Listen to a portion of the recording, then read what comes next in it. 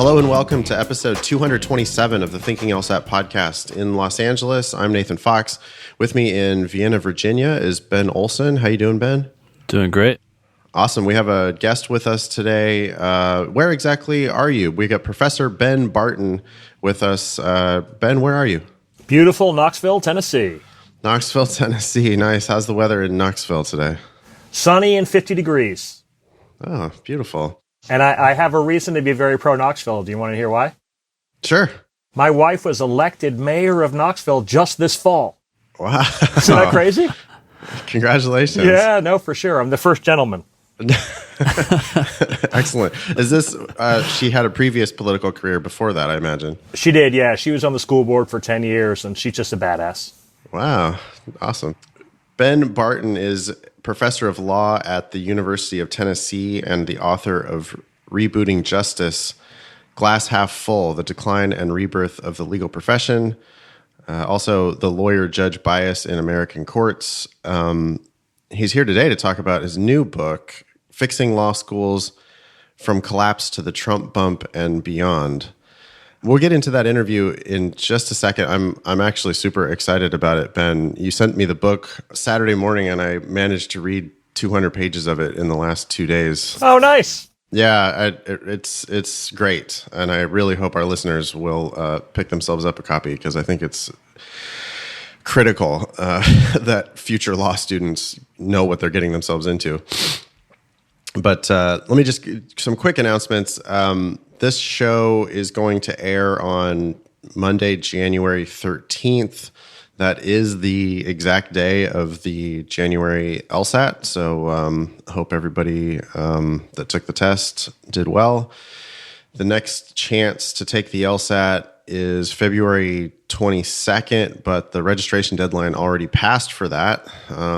So your next chance to register for an LSAT is for the Monday, March 30th LSAT, and the deadline to register for that is February 11th. Which is a Tuesday. Ben loves to talk about how the registration deadlines are always on Tuesdays.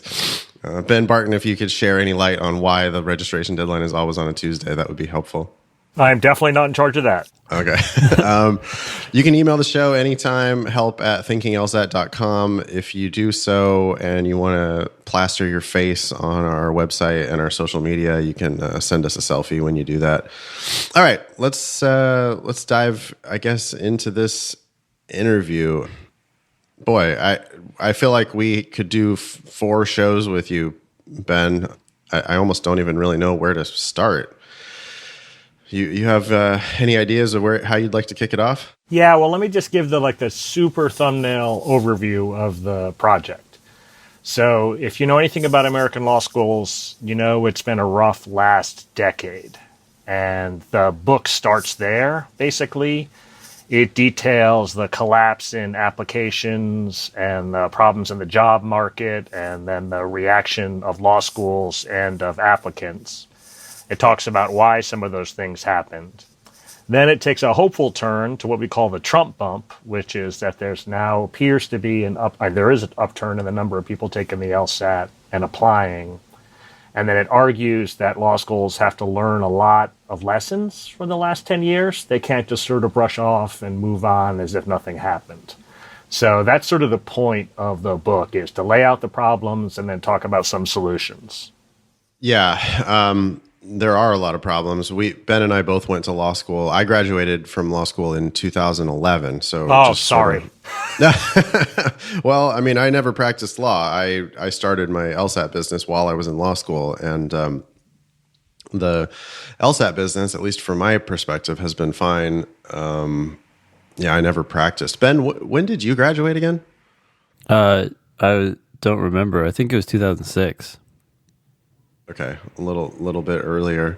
And what about you, Ben Barton? I graduated in 1996, so a while ago. Did you practice before becoming a law professor? I did, yeah. I clerked for a year on the Fourth Circuit for Diana Motz.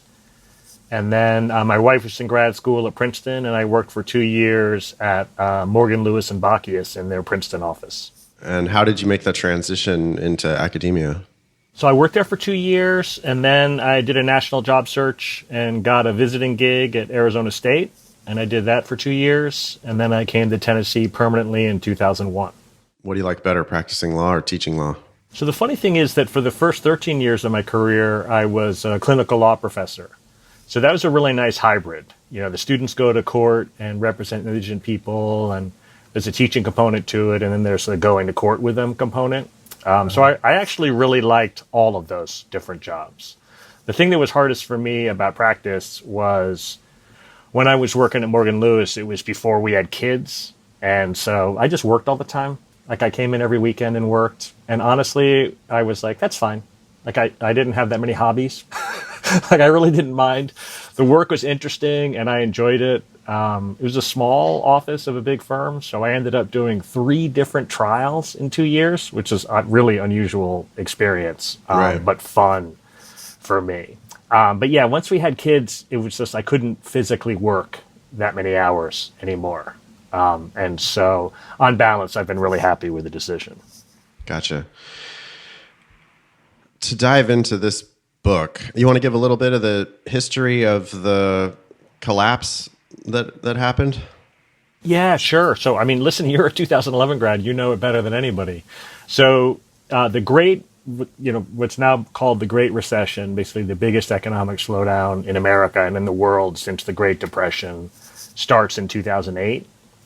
And so naturally, employment results at law schools and at colleges and at business schools, all employment results get worse in 2008. So the first couple of years of the Great Recession, actually more people apply to law school. And that's pretty typical in a downturn because people who are in college think they're going to have a hard time getting a job or, in fact, are having a hard time getting a job. So they're like, I'll just go to law school or I'll go to professional school. So the entering class of 09, 10, even into 11 is a pretty healthy and growing number. But each year, the job market stays bad. And you'll recall from 2011, that's a real nadir year. 2011, 2012 are just awful, awful years for job placement. And basically, the press starts to pick up on this. And pretty soon, the worm is turned. And in the book, I've just got a flood of headlines. New York Times, Washington Post, Wall Street Journal, Forbes, all run, why would you go to law school, don't go to law school articles.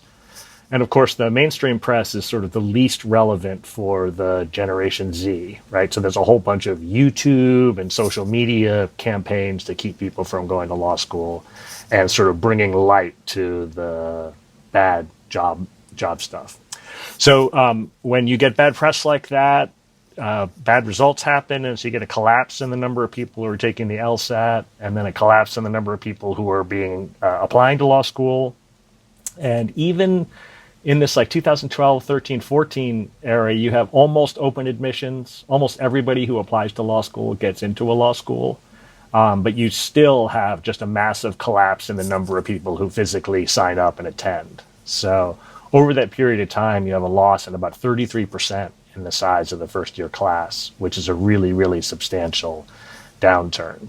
And at the same time, you have much more significant discounting and schools competing over students. So you have a lot more scholarship money given out. So you have fewer people coming who are spending less money, and you don't have to be a math expert to know that's not good for revenue. So the schools are facing this collapse in attendance and a collapse in revenue, and there's an all hands on deck emergency where they're just trying to balance the books in the short term. We've talked a lot about the boom in scholarships on this podcast over the years. I was noticing in your book, you talk about that a lot, and then you talk about the really perverse thing that happens with those scholarships where the top of the class, which tend to be more fortunate people, end up getting the scholarships, while the bottom of the class, who tend to be less fortunate people, end up borrowing all the money to pay for those scholarships. Yeah, it's a disaster. It's the reverse Robin Hood, where we steal from the poor to give to the rich. Yeah, and it's because of U.S. News, and it's a thing that happens at almost every law school, all the way up into maybe Yale, Harvard, and Stanford. Maybe you don't do this, but Basically, because the schools are competing on undergraduate GPA and on LSAT, they tend to use their scholarship money to try and draw the people who have the highest numbers within their cohort for that. And just because of the nature of the LSAT and undergraduate GPA, those things, that tends to favor middle class, upper middle class, and wealthy people. Yeah, and whiter people, right? Oh, yeah, totally. Yes. Sorry. I should have been more explicit about that. Yeah. Well, yeah. I mean, so does Tennessee specifically do anything to try to avoid that? I'm looking right now. We look at ABA 509 reports all the time on the show. Totally. And hopefully you recommend that to your listeners. Like, that's the greatest. We never stop talking about the 509 reports, although I was laughing as I was reading your book because we've noticed with the 2019 509 reports that just came out, there's all sorts of discrepancies and errors on these reports. Yeah. And so I was wondering if that has something to do with the new sort of just lax, oversight, because now that Trump's in office and it's sort of just like nobody gives a shit anymore. I don't know. Is that? Am I just being totally paranoid that is what's going on with the errors in the current 509 reports? Oh, listen, just because you're paranoid doesn't mean people aren't out to get you.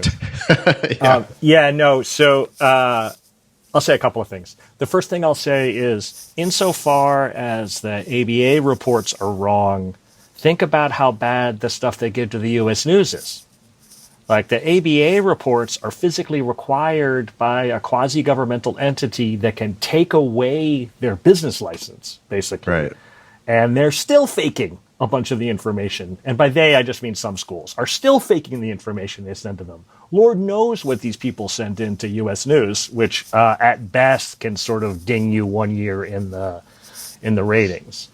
As to whether it's purposeful, I'll just go ahead and speculate and say not in every case, but yeah, in some cases for sure.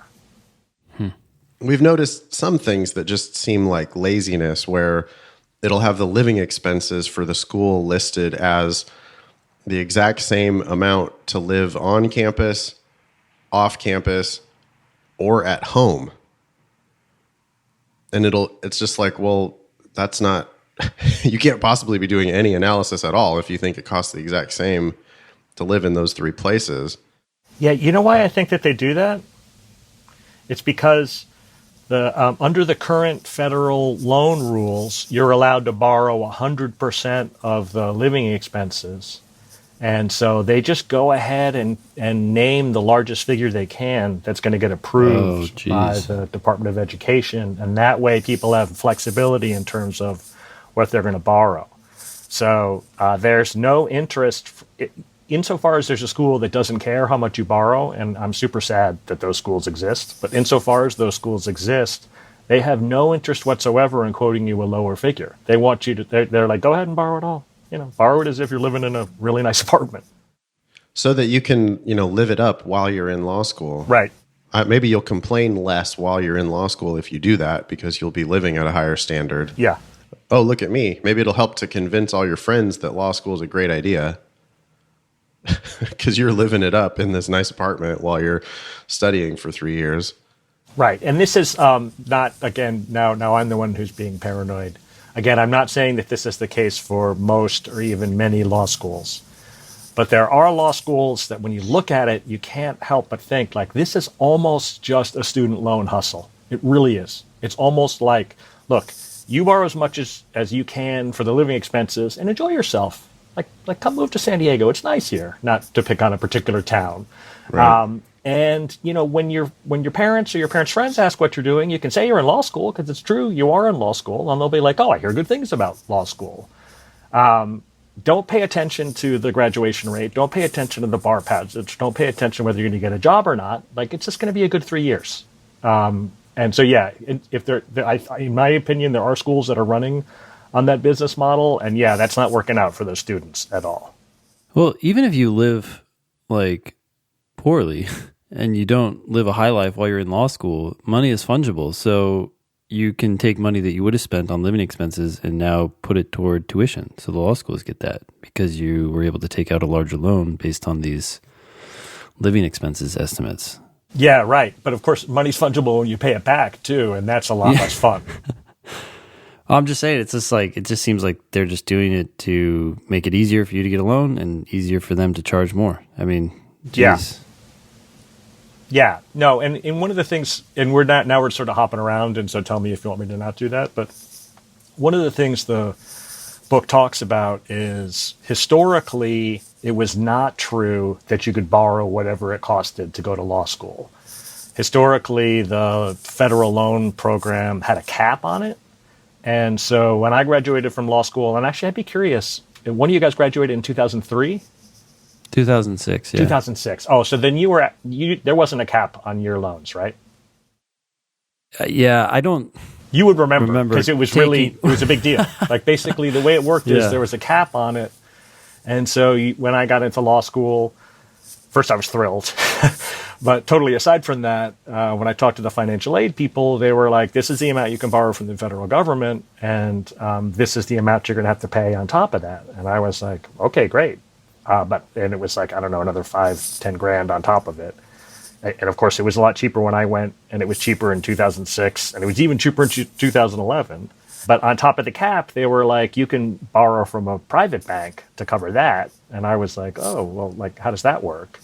And when they gave you the federal loans, and it's still the same thing, the federal loan application was like 3 pages long and not complicated at all. The private loan was not like that. The private loan was like really long, and they were like, in order to get a decent rate, you're pretty much going to have your parents sign up their house. And I was like, whoa, this is a disaster.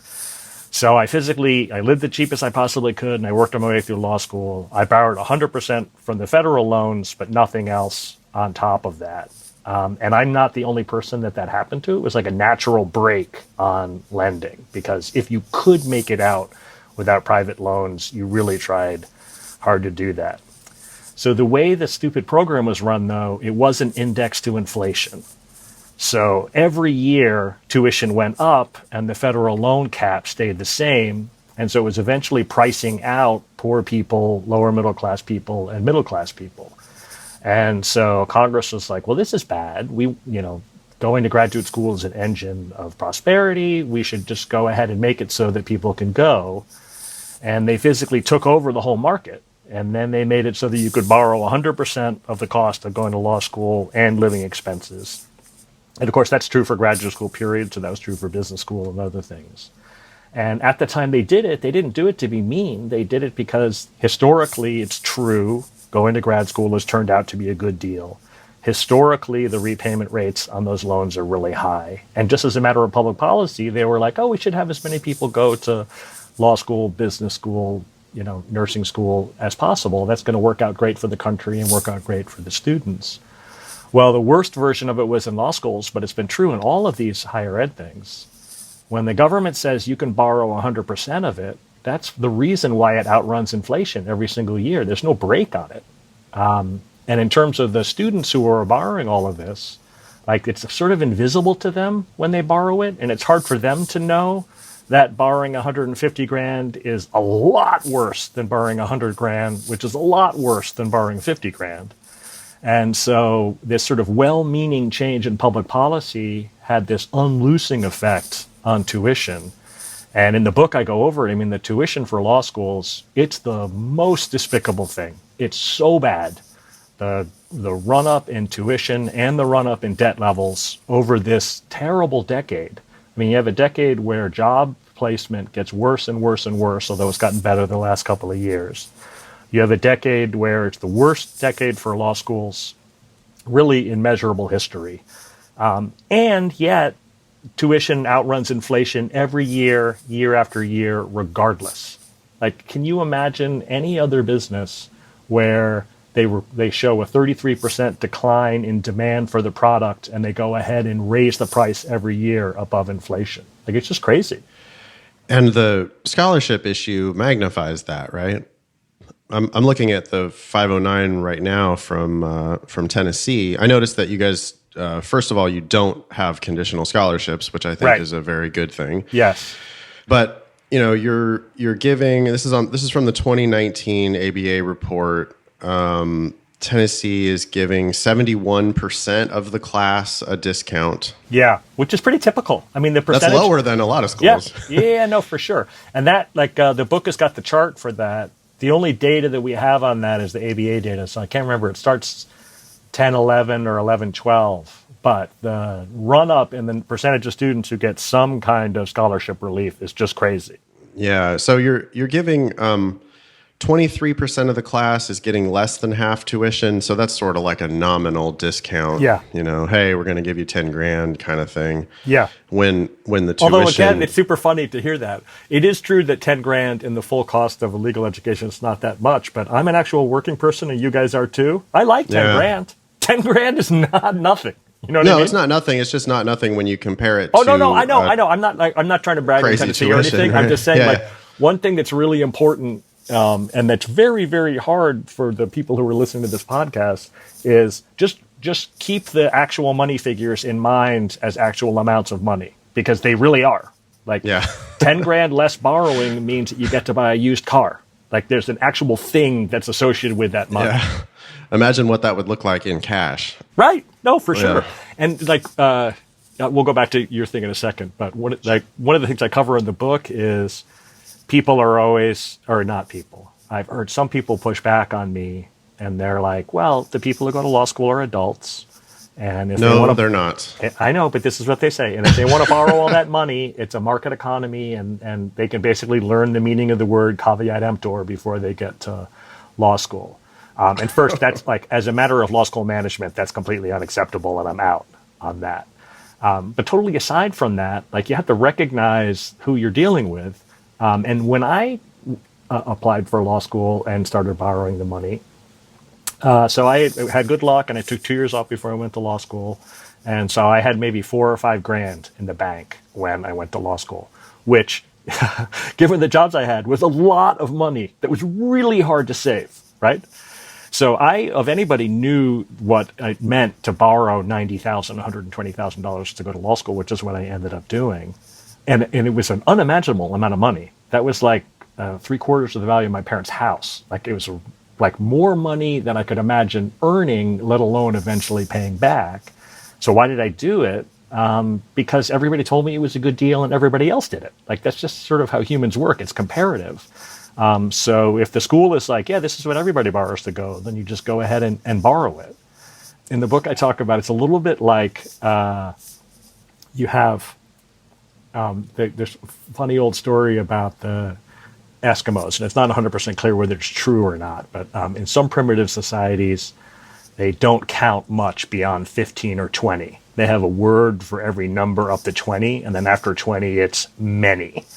And the reason why is in these primitive societies, it's why would you need to know the difference between 20 and 25 elk or 20 and 25 seals? Above 20, you just have a lot of them, and that's fine. That's all you need to know. And that's what the borrowing is like. It's 50,000, 100,000, 150, 200,000. That's all many to me. I've never seen that amount of money. I can't imagine paying it back. So, yeah. Yeah. Completely. That's just absurd that people are making that argument that, they should know what they're getting themselves into. I mean, that doesn't mean it's right to do that. No, of course not. Of course not. It's like the argument for the lottery that it's a tax on stupid people. Right. Well, that doesn't mean it's right. Yeah, no, for sure. And that's certainly not a very likable case for higher ed. No. So let me just go through these numbers real quick and just think about what this looks like. And Tennessee is looking like a school definitely on the more admirable end of the way you guys are playing this game. You're giving 23% of the class less than half tuition. You're giving 30% of the class half to full tuition. And then you're giving 18% of the class more than full tuition. Do you know how big your stipend gets? Do you know how much of a stipend people can get at Tennessee? I honestly don't know the answer to that. Okay. And by the way, I haven't even. I should have. You should have told me you were going to do this. I have not looked at our 2019 509. So this is great. Yeah. No problem. all you got to do is Google Tennessee 509, and it'll pop right up. We always give this PSA to our listeners. No, I love it, dude, and that's in the book too. That's my when I'm giving the advice about whether you should go to law school and how to choose a law school. The 509s are key. Oh, great! I haven't gotten to that part yet, but I will definitely check that out. So, our tagline, Ben, on the show, at the end of every single show, we say, "Don't pay for law school," and I really believe that in the way it's currently set up, I'm advising every single one of my students not to pay. In this current system, I think you just shouldn't pay because you don't have to pay, because 18% of the class at Tennessee is not paying. And obviously this would not be sustainable for the law schools. If everyone took our advice, the law schools would all go out of business, because you can't just give everybody scholarships all the time. But because you have to try to stay afloat in the U.S. and News and World Report rankings, you've got an LSAT, you've got a 159 median LSAT and a 3.65 median undergraduate GPA. Those are pretty strong numbers. What is the rank, the U.S., not that we care, but what is the U.S. News rank for Tennessee?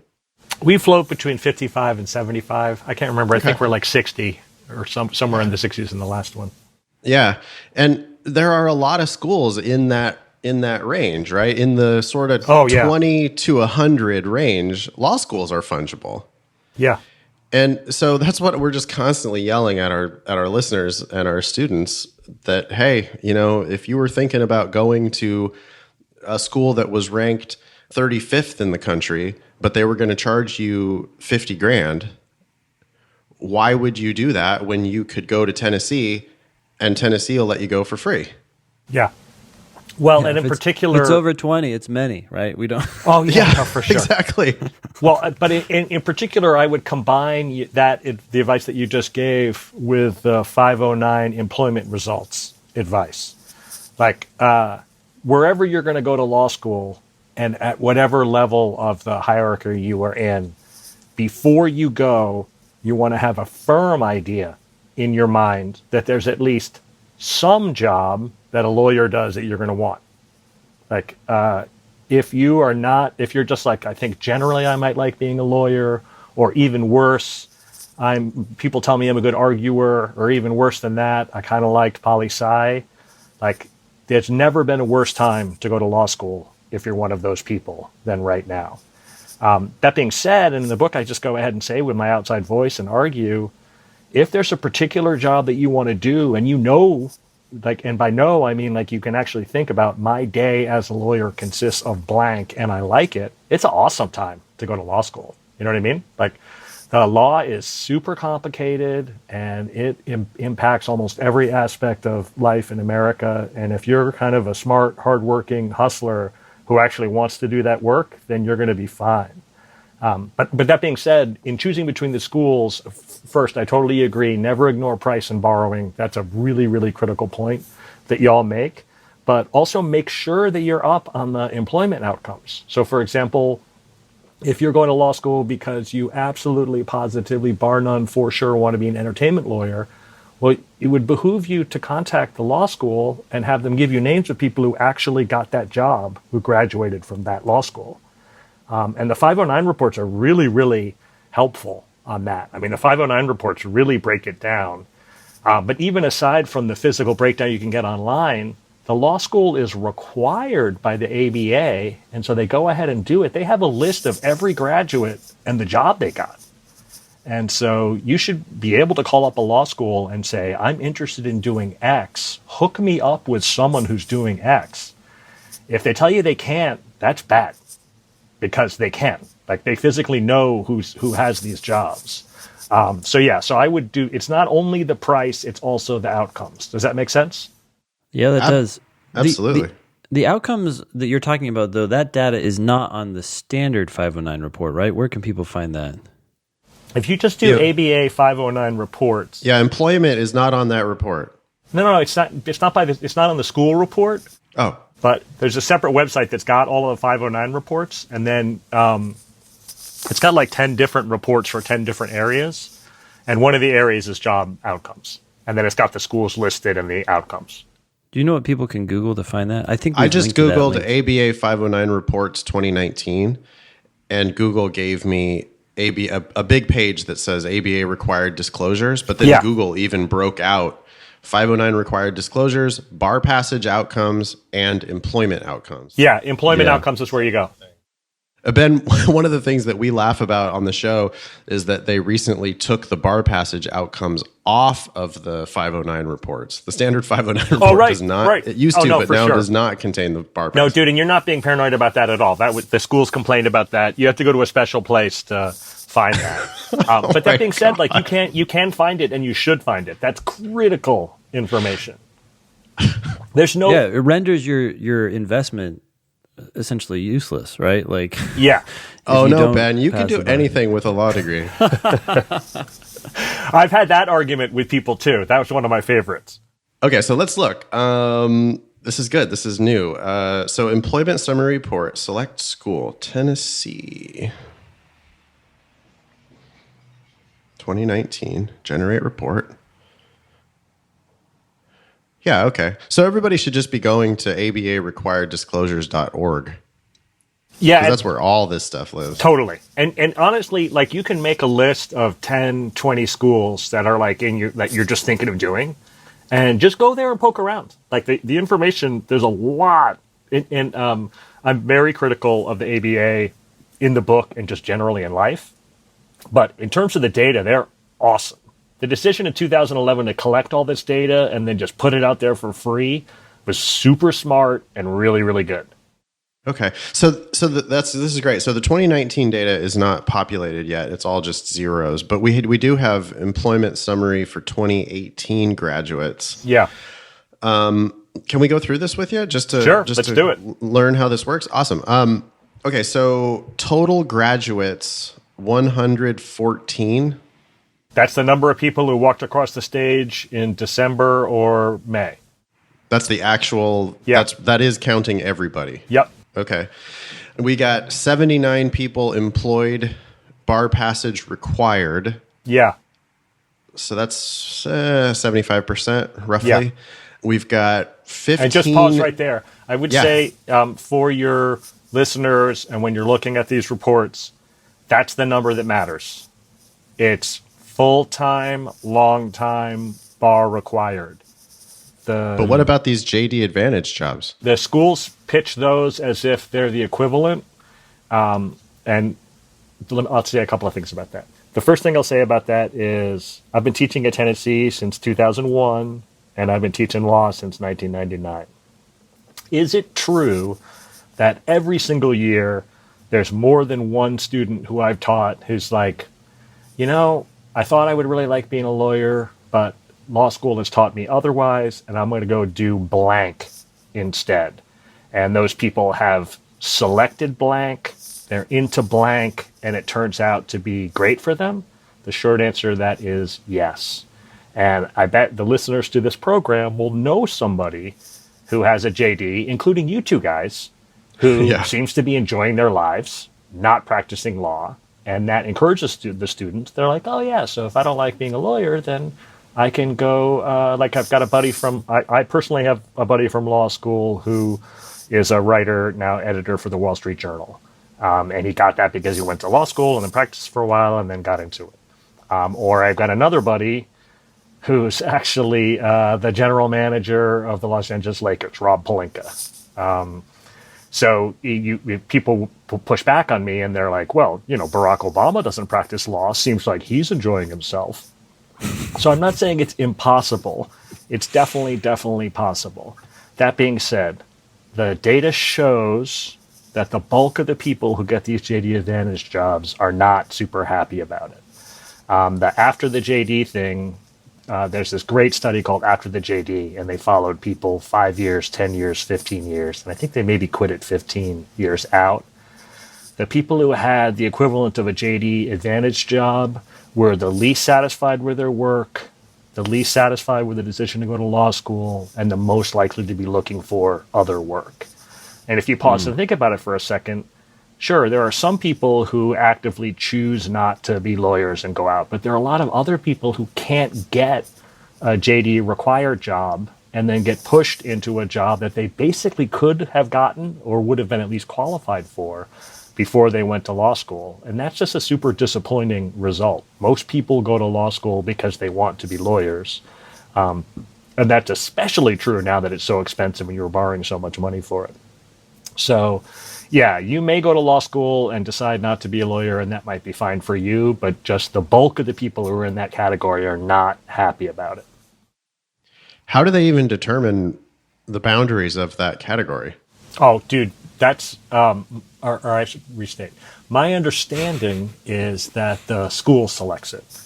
And so if you were to get a job in a corporate job in any level of anything, they would be like, oh, yeah, definitely a JD helped with that. Like the non-JD required, non-JD advantage jobs are like barista or plumber. I mean, they're really jobs where they couldn't even make a colorable claim that having a JD helped. Yeah, I was going to say manager at the Starbucks, probably JD Sure. advantage. Yeah. Yeah, you have legal understanding of contracts, blah, blah, blah. I mean, and it's not a total lie. Law school is a learning experience, but you didn't need it. I'm sure it's helpful. It's an advantage, but that's it. Yeah. I mean, except for then we go back to like Paul Campos's claim that it's actually a disadvantage in certain cases. Oh, I wasn't familiar with that claim, but I That's mean, in the- I could that's see in that. his I'm book. sure. It totally Yeah. is. It's in Campos's book. What do you think about that? So I know Paul and I like him. I will say that I endeavor to be data-based Yes, in my work. you do. I noticed and that. he's a little bit more opinion-based. And I don't even mean that as how mean as it came out. But yeah. No, I don't think he has any data to support that suggestion. Anecdotally, are there people who are like, law school grads are douches and I shouldn't talk to them? That's probably right. Whether there's I don't know any data. that was even his. That might be a little stronger than That was his, well, don't you? Well, anyhow, I'm not trying to run him down. That was my read on his claim. Yeah. So, I mean, my read on his claim was that he was basically saying, "Hey, if you apply for, let's just say it's a some managerial position, like let's say it's a good job and you really want it, but they look at your resume and it's got JD on it, that the employer might think two things. They might think, one, this is just a temporary job for you because what you really want to do is be a lawyer." Right. Or two, that you basically washed out of being a lawyer. Right. And so, either one of those things could be true. Yeah. Yeah. And so he was speculating that some people in certain circumstances might leave the JD off of their resume on purpose when they were when they were interviewing for a job, just so that they wouldn't confuse the employer with that JD. Yeah. I mean, even if it ends up helping, as these law schools claim, the question then comes, well, okay, was it worth the cost? And I can't imagine that it ever would be for these jobs. No, for sure. And also remember, for your listeners, even if you go for free, it's very expensive to go to law school because time is not free. Yeah. You never get any more of it. You don't know how much of it you have. And totally aside from that, physically taking 3 years where you're not earning money, that's a cost. Like that's money you would have had if you hadn't gone to law school. Yeah, and you're going to end up borrowing your rent and all other living expenses. Yeah, totally. Anyway. But even if it was 100% stipend and 100% free on tuition, that's still not free. Do you understand what I mean? Because there's like the you would have opportunity earned cost, 75 sure. grand a year or whatever you would have earned not going is money you don't have. Okay, I'll just continue down this form, see what we find. I'm looking at employment type here, looking at these jobs. First, it breaks down law firm jobs, and it's looking like, unless I'm wrong, there's just not a lot of big law jobs coming out of Tennessee. Is that right? Don't have the numbers in front of me, but yeah, here's what I'll say. For Tennessee and most of the schools in the Tennessee cohort, so basically strong regional flagship public schools or even strong regional private schools, the big firm jobs, 150 lawyers, 200 lawyers or more, is going to be a top 20%, a top 25% type thing, even in the best year. And if you don't have to go far in the top 14 to see that outside of Yale, Harvard, Stanford, the bottom 50% of Georgetown doesn't get a job at a big firm. Like, the big firm jobs are not what you should expect no matter what law school you go to, pretty much. Yeah, the numbers on this report are bearing that out. We've got 6 people with that are working in firms of 101 to 250. We've got 10 people who are working in firms 250 to 500. We've got 2 people that are working in firms of 500 or more. So that's a total of 18 people who are working in jobs of 100 or more. And that's about... It's about 15% or something, somewhere around there. Which is, it matches the scholarship ratio, but it matches the full ride plus stipend ratio, by the way. Now, not that that's 100% overlap, but it's it's not 0%. You get a full scholarship based on your incoming numbers. That means that you're likelier to do well in law school. But again, that's not a one-to-one connection for sure. Every single year in every law school in America, there's somebody who gets a full ride who finishes in the bottom half or the bottom quarter of the class. It's just statistics. Sure, and there's somebody who paid full price who totally kills it and goes and is valedictorian or whatever. Yeah. But has anyone ever studied I would be super interested in that data to know what that actually looks like how many people actually do cross those thresholds, or what the overlap really is between people who don't pay anything and also get the best jobs. Yeah, you can work backwards, or I should say, you can speculate backwards from the studies that the LSAT does. The LSAT does a study on how people do in their first year GPA and then how they do in their finishing up GPA in comparison to their LSAT, and they do a correlation study for it. And again, this is off the top of my head, but it's a slight correlation, but it's not a strong correlation, meaning it's not a lock. If you go into a law school with the highest LSAT in that school, you have a better chance of having the highest GPA in the school, but it's not a guarantee at all, not close. I would imagine that LSAT and undergraduate GPA are a better They're predictor. better, but still not that strong. Like, it depends what you mean by strong. Like in a sort of natural setting, it's moderately strong, but it's not like it's not like a super strong lock. I think it's like 30%, 40% chance, something like that. Got it. Okay, and it doesn't look like you're doing a whole bunch of law school, university-funded positions. I'm pretty sure we don't have any. Nice, and then it even shows where, by state, where people end up working. Obviously, by far, 84 people are working in the state of Tennessee. Then we got 3 in Georgia, 3 in Kentucky. That's basically it. And we're about 85% incoming Tennesseans anyways. Right. So that makes sense. And also, like, we've had really, the rise of Nashville has been great for us. That's been awesome. Like, Nashville's just a much hotter job market and a place that a lot of people want to live. And, we've got a crap ton of grads who are working there. And so that just helps us all the way around. How far is Knoxville from Nashville? 2.5 hours. Oh, okay, cool. I've never been to Knoxville, but Nashville's awesome. I went through there recently. Yeah. And basically, Knoxville's a lovely town, and it's got the university, and it's got Pilot Oil and Regal Cinema and some other stuff, but it's not a town that's going to support a law firm of 200 people. So we have some branch offices here of bigger law firms, but the local firms are 25 to 50 people. So we'll get some corporate type jobs that don't show up as big law jobs on our form, if that makes sense. Okay. But salary wise, I mean, those firms of 25 lawyers. Oh yeah, they're not paying $180,000 a year to start. I can promise you that. Got it. Okay, cool. Boy, Ben, do you have questions? No, I mean, this is all interesting and sort of reaffirming as well. You're reaffirming of all of our speculations that we've been doing over the years. Yeah. I was reading this book and I was like, wow, it's as if someone just put data to all of my random bullshit speculations that I've been doing on the show forever. It was definitely affirming. Yeah. That's hilarious. I was really interested in the. I hadn't ever read about. I knew nothing about the history of it. The competing forces about the ABA's role, and then now the Department of Education's role. Can you say anything about that?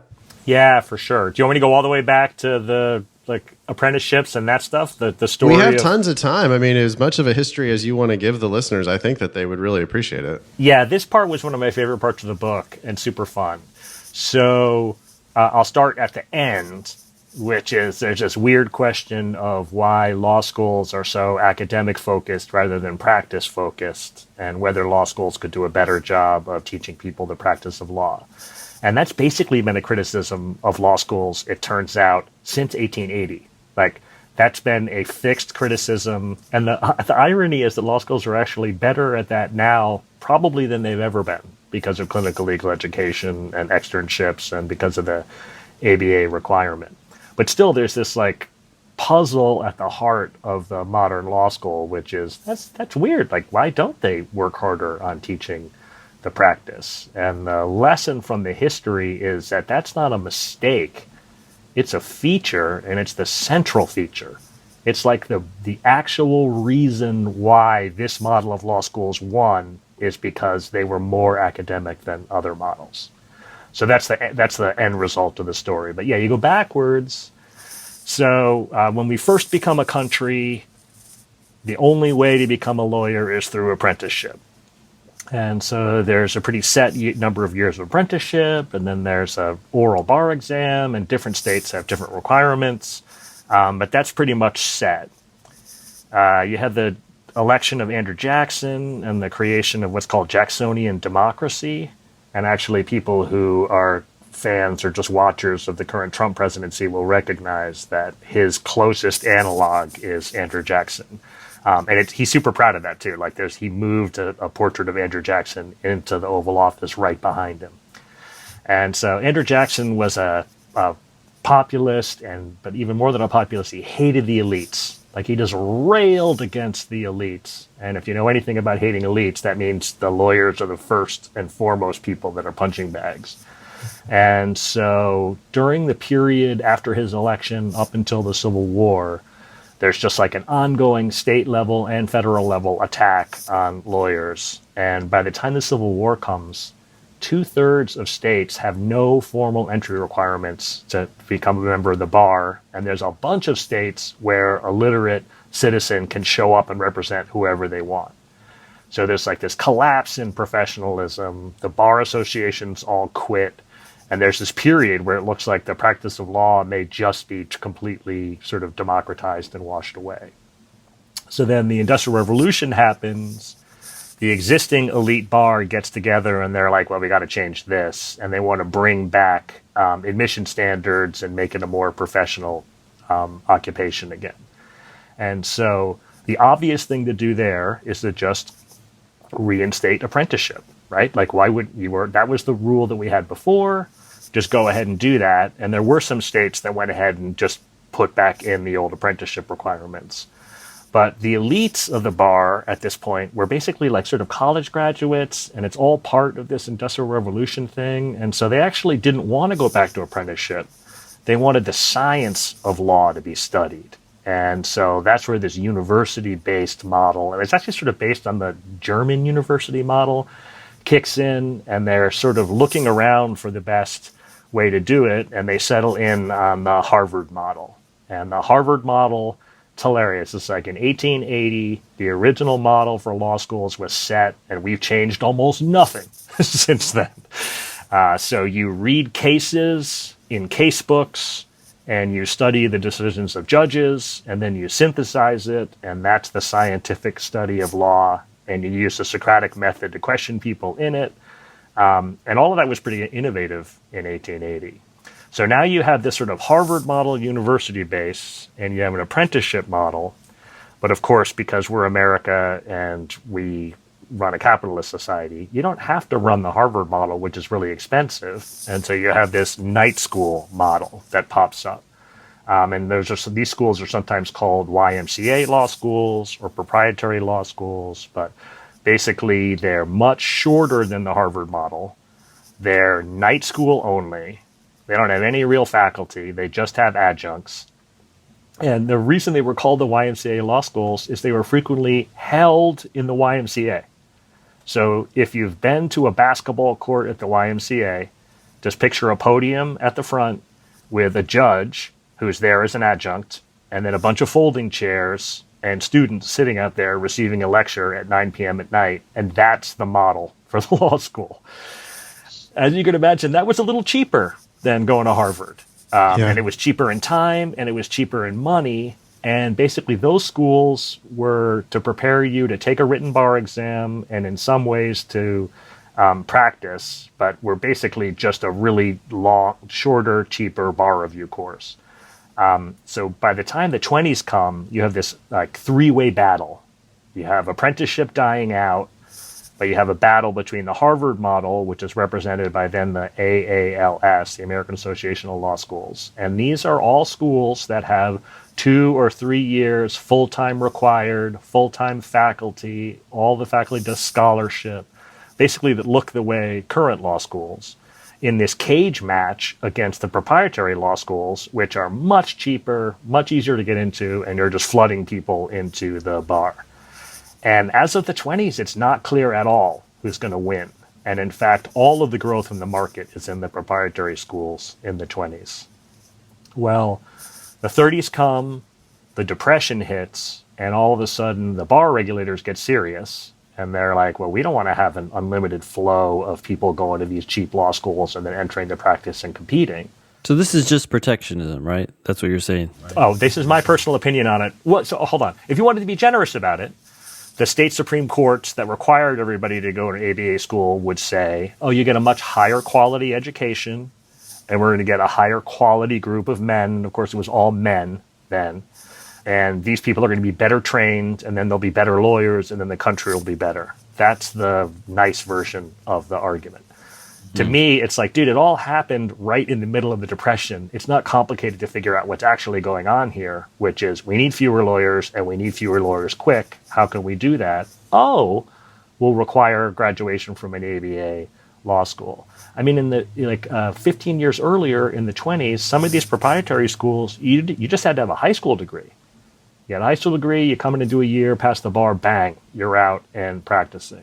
Well, the ABA model, the Harvard model, everybody's got to have an undergraduate degree and then tack on another 3 years or the equivalent of full-time school. So you can see it's much, much more expensive and much, much harder to accomplish. So yeah, then you're like, oh, well, why don't we teach the practice of law? And the answer is, well, because being an academic study of law is how we won. That's how we beat apprenticeship. We convinced them scientific study of law is better than actually learning how to practice from an apprenticeship. And that's how we beat the proprietary schools, too. The proprietary schools were much less academic. And so this focus on scholarship, the academic study of law, wasn't just sort of a side effect. It was the effect. It's how we got the model that we have. And that explains so much about the behavior of law schools ever since. Okay, so I keep going. I mean, I'm enjoying the story. Keep going. Help me out. Well, I mean, just what happened next? Like, so. Oh yeah. So basically it comes in the 30s. State Supreme Courts take over the regulation of the practice of law, and by and large, they require graduation from an ABA accredited law school. And I don't have the numbers in front of me, but between like 1935 and 1945, like 100, 200 law schools close, and they're all YMCA night schools. Like it's just proprietary schools that close. Because they could get ABA accreditation? Is that what it was? Well, right. And if you're not ABA accredited, then you can't sit for the bar nationally. Like you can't go to school in California and then sit for the bar in Illinois. And then in a whole bunch of states, they just said you have to be at an ABA accredited law school to take the bar at all. And so that just drives the proprietary law schools either out of business or they bite the bullet and become ABA accredited law schools. So, for example, Brooklyn Law School was one of the biggest YMCA law schools in the country. And when all of this stuff happened, they just went ahead and transitioned into becoming an ABA accredited law school. Now, you all will know, and I'm sure your listeners will know too, California still allows some non-ABA accredited grads to take the bar. Tennessee, the Nashville School of Law is an actual original YMCA law school. It was taught in the YMCA into the 1970s. But that's a school where you can go and you can only take the Tennessee bar with it. So basically, what's the downside to that? Well, you could become a lawyer in Tennessee, but then if you want to transfer out of Tennessee and become a lawyer in another state, you're going to be barred because you haven't graduated from an ABA accredited law school.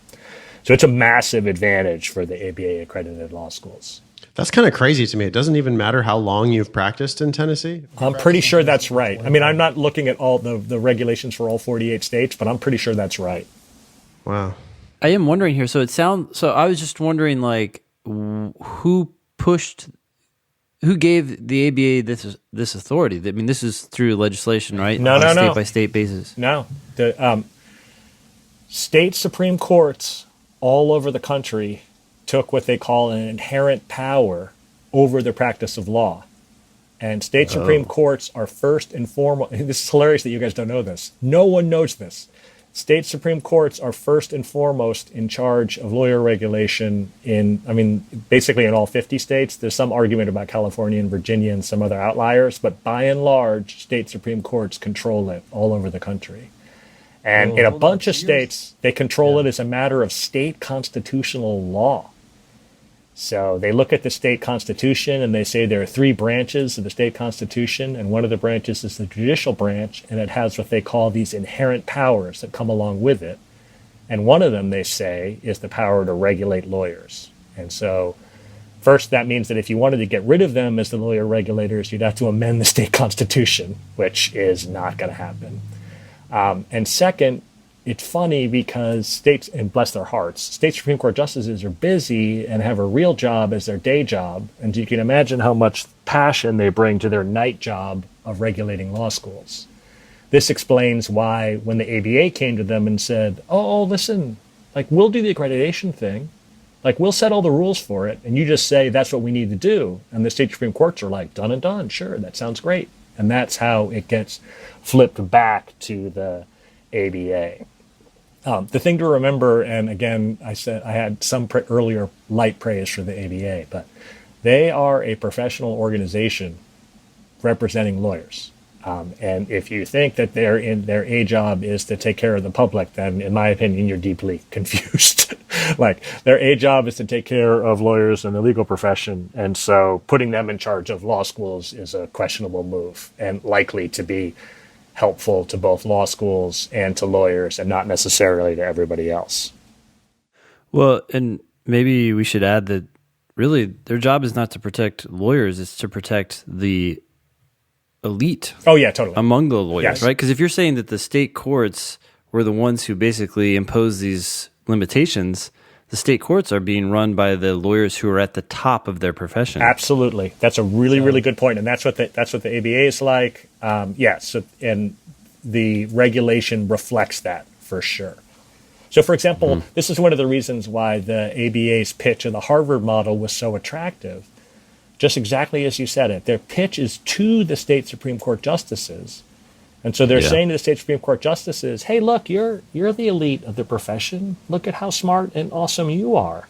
And what sorts of law schools did you go to? Oh, you went to the very best law schools? Well, wouldn't it be better to have every law school look like Harvard? Wouldn't that be great? Imagine how great that would be. And for those folks, that's been their experience the whole time. And they're like, yes, that does sound great. There's this really funny Milton Friedman anecdote, and he's a sort of libertarian economist for the University of Chicago. And so if you don't like him, that's fine. But he always had it out for occupational regulation, and in particular for lawyer regulation. So he tells this hilarious story where he's at the Illinois Bar Association talking to them, and he's saying that they should get rid of the regulation of lawyers. And he says, the way the lawyer regulation works and the way the entry to the bar works, it's as if you're saying to people, the only type of car you can buy is a Cadillac. You can't have a Ford, or you can't have a GM. You can't have a cheaper car. The only car that's going to be available to you is the most expensive car. And he said that there was a sea of applause in the crowd, and someone said, "Exactly, Cadillac lawyers, that's what we need." Oh my gosh. That's pretty funny.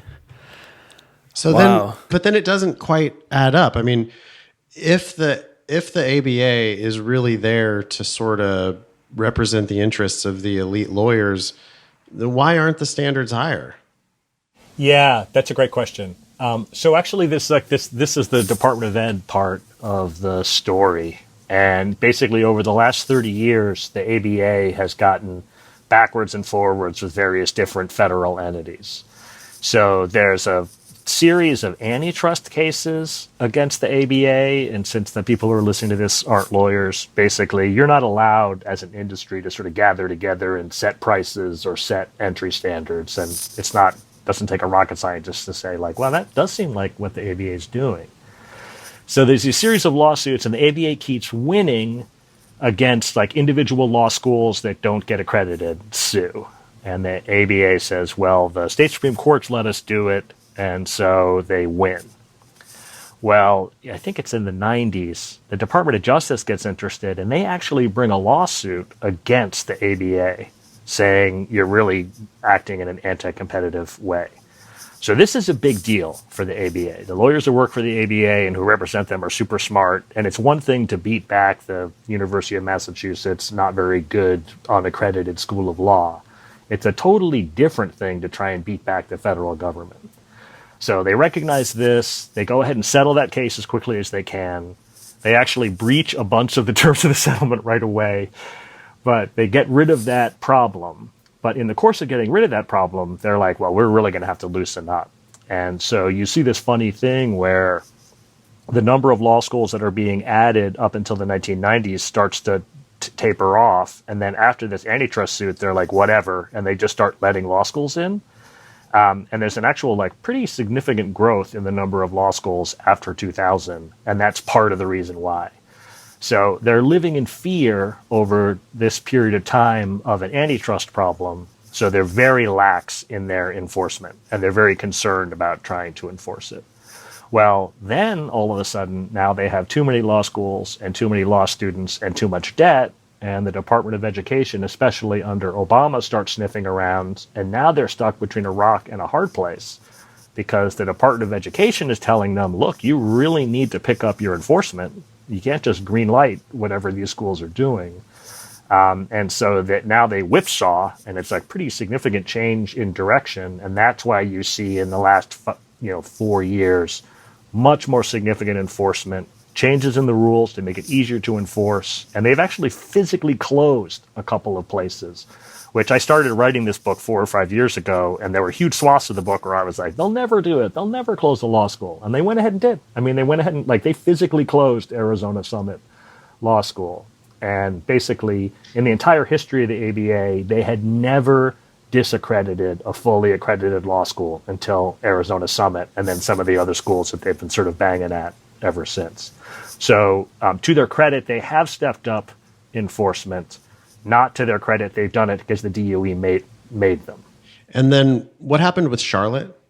Yeah, so Charlotte was not closed by the ABA. Charlotte was closed by the Obama Department of Education. And it's crazy what happened with them.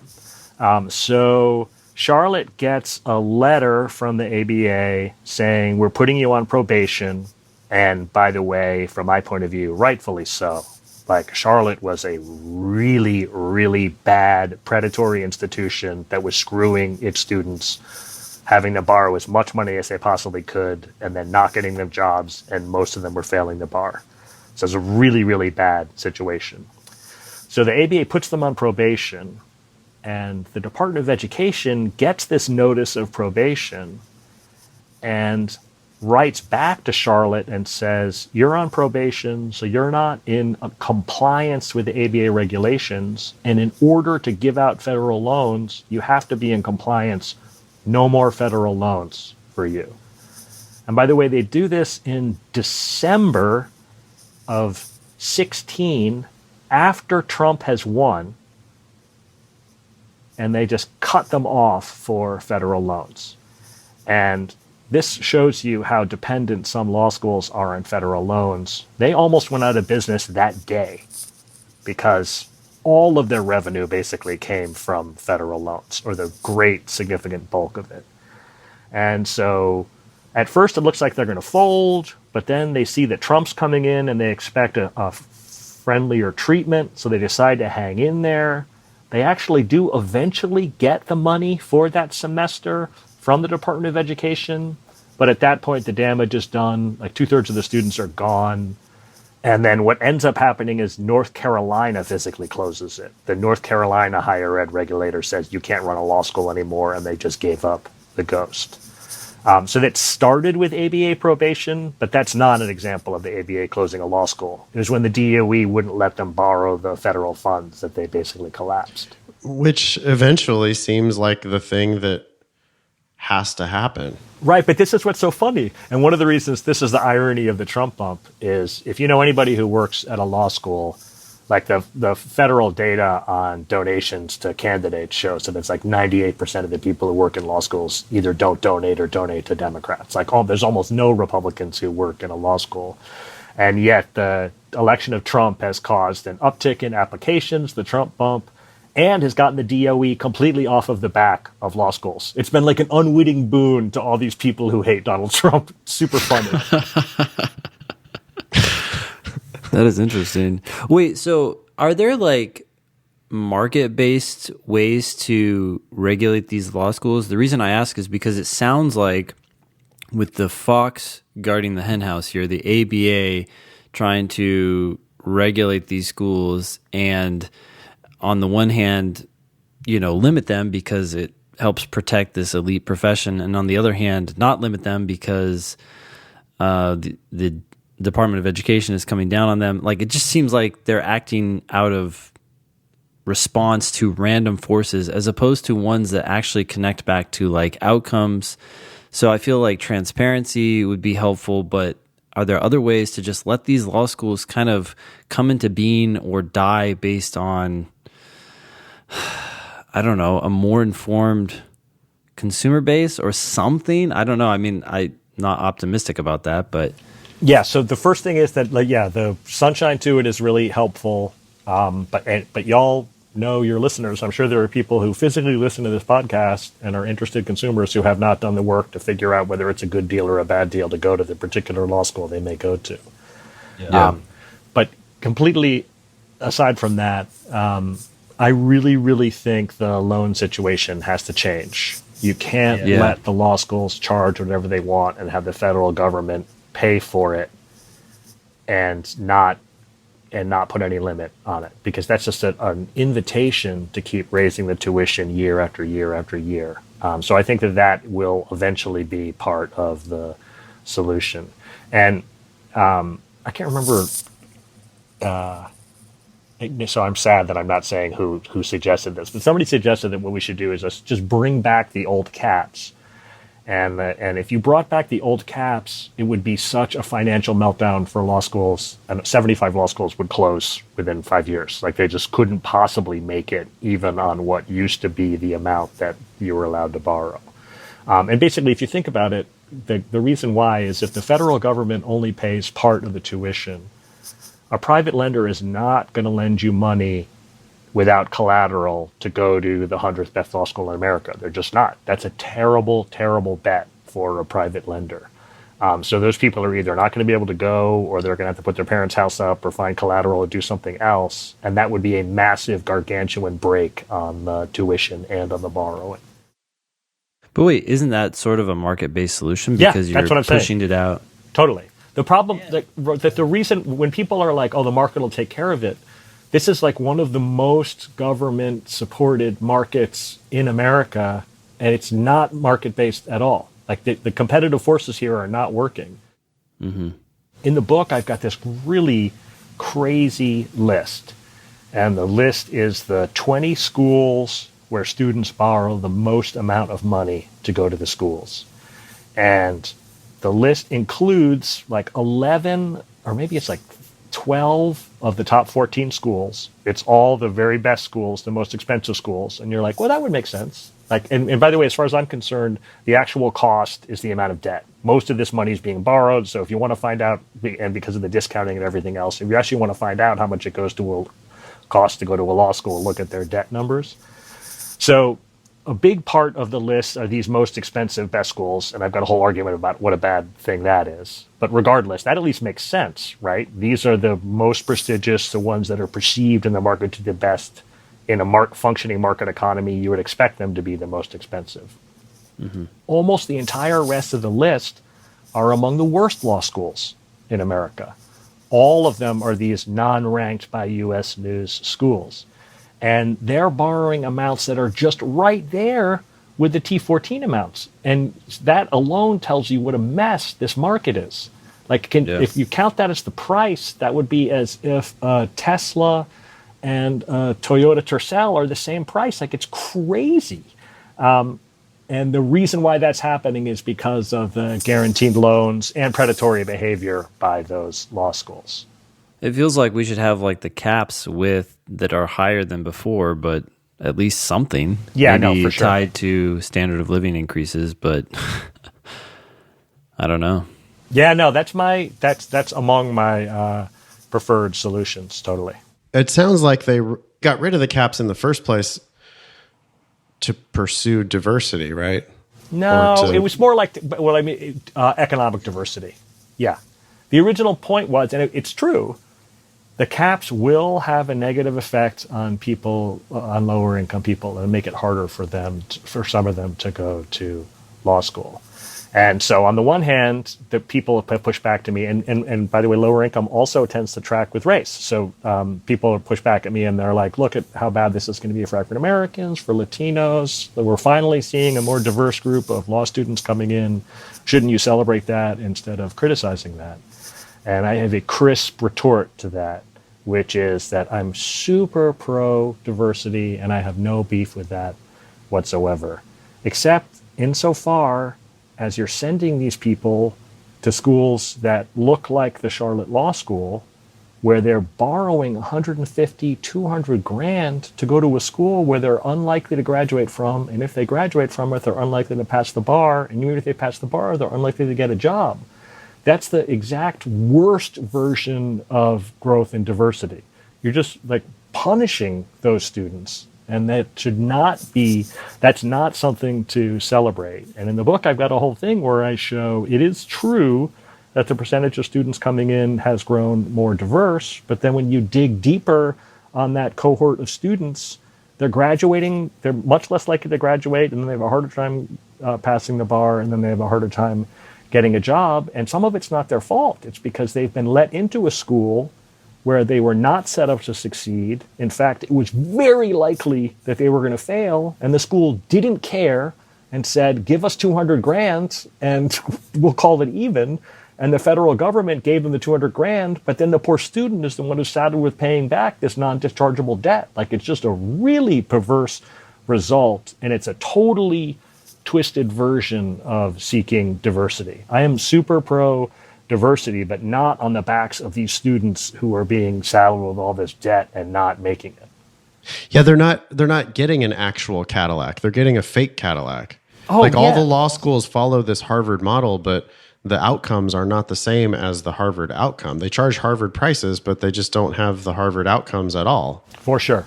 Absolutely.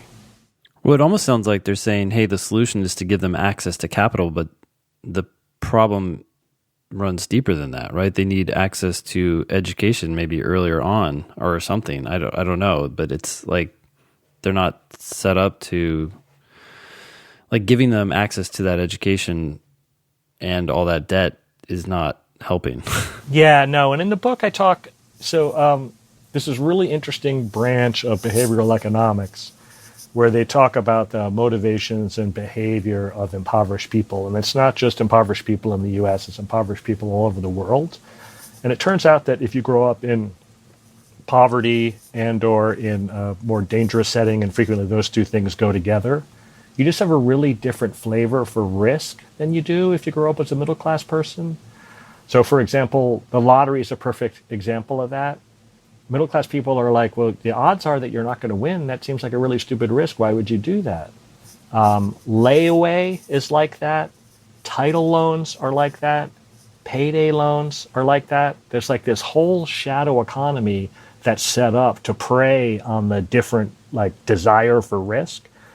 So, for example, if you grew up in a lower income person in the U.S., and frequently that would mean that you're a person of color, and frequently that would mean you grew up in a neighborhood that had higher crime and was more dangerous, and you knew fewer people who became successful professionals and more people who ended up dying young or going to jail, your taste for risk would be totally different. So, for example, if they told you you can come to blank unranked school, and you've got a 20% chance of graduating, passing the bar, and getting a middle-class job, you would be like, wow, those odds sound really good.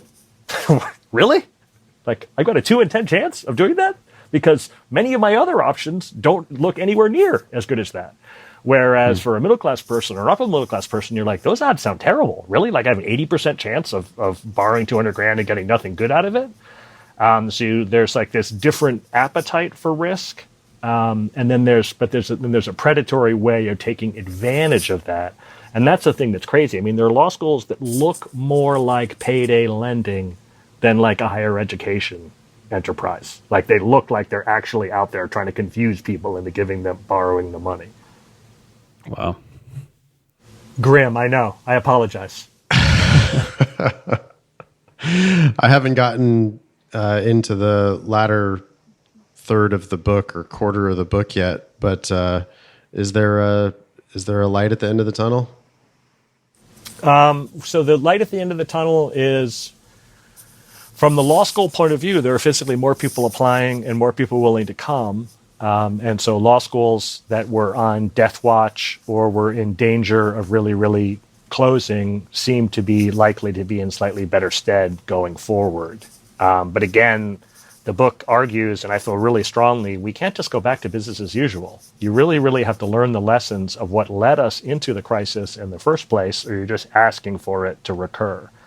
And the first thing, the number one thing, the suggestion that I always make sure to mention is it's can't keep getting more expensive than inflation. It's got to get cheaper, and the loan amounts have to get less too. Like, you just cannot keep saddling students with this debt. What can't go on forever will not go on forever. And the more it continues in this vein, the uglier it's going to be for law schools when the correction eventually comes. The federal government is not going to keep underwriting this for time infinitum. And there's already a bunch of people who are agitating to change it. And so you really want to do that from a position of strength, not from a position of having it imposed from the outside. Should people go to law school? Yeah, so I told you I've got a whole bunch of advice in the book on that. I've got a whole chapter on that. And I think I said it, but I'll just say it again.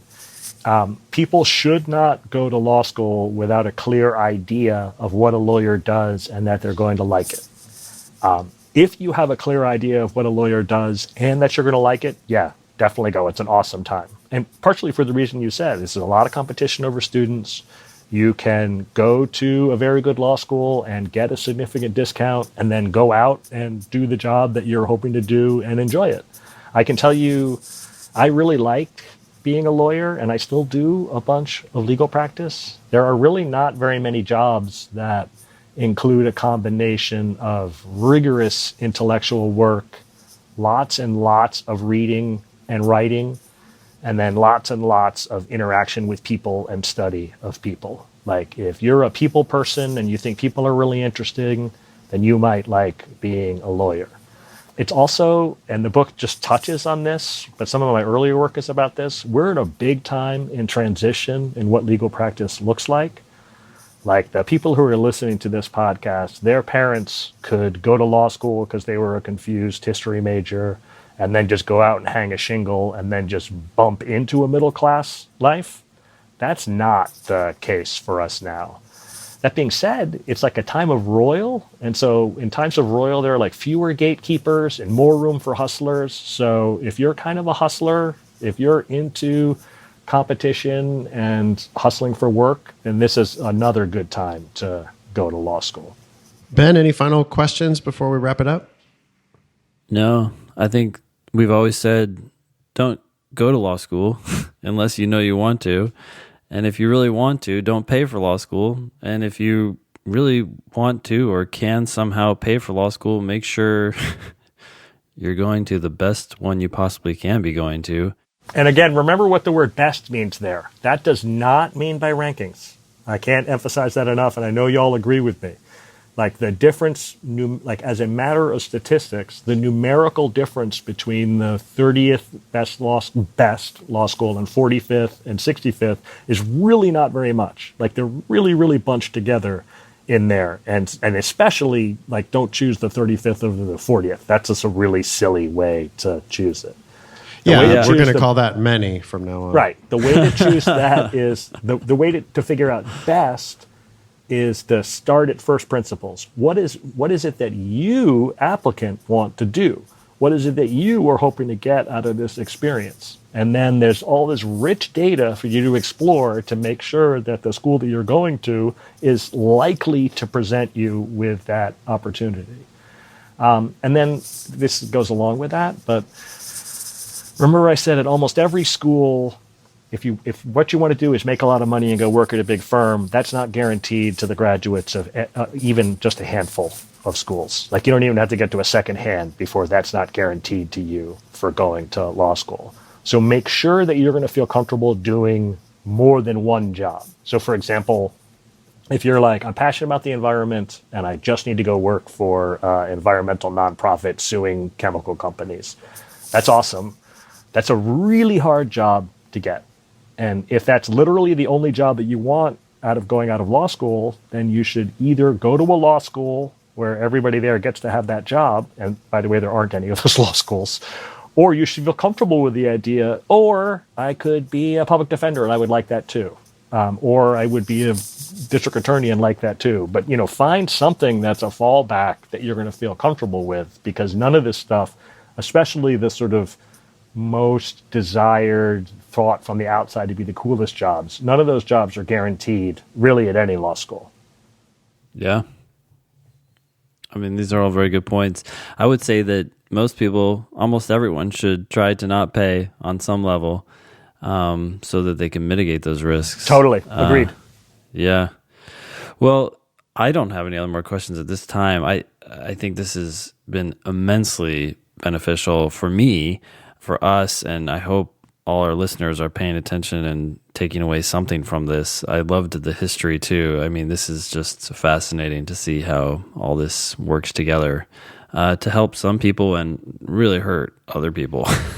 Yeah. You're going to love the book, Ben, when it comes out. For the listeners, the book is called Fixing Law Schools: From Collapse to the Trump Bump and Beyond. I guess that's already for sale on Amazon. It is, totally. Yeah. It's the electronic one hasn't come out yet, but the physical one is out. Yeah, cool. Are you going to make an audiobook of that by chance? No current plans, but okay. when my schedule frees up.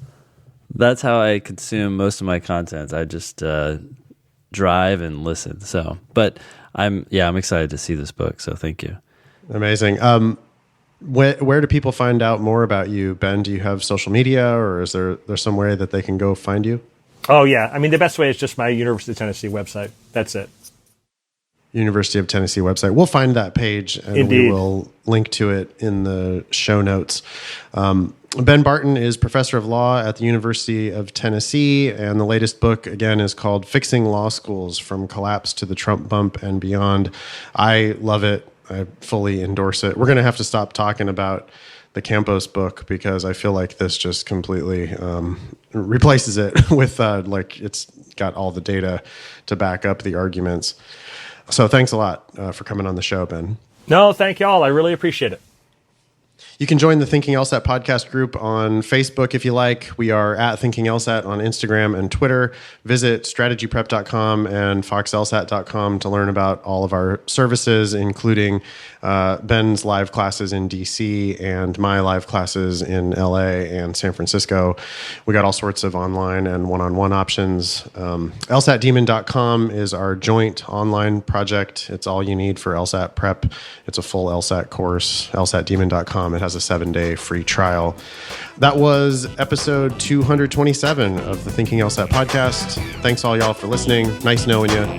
Don't pay for law school.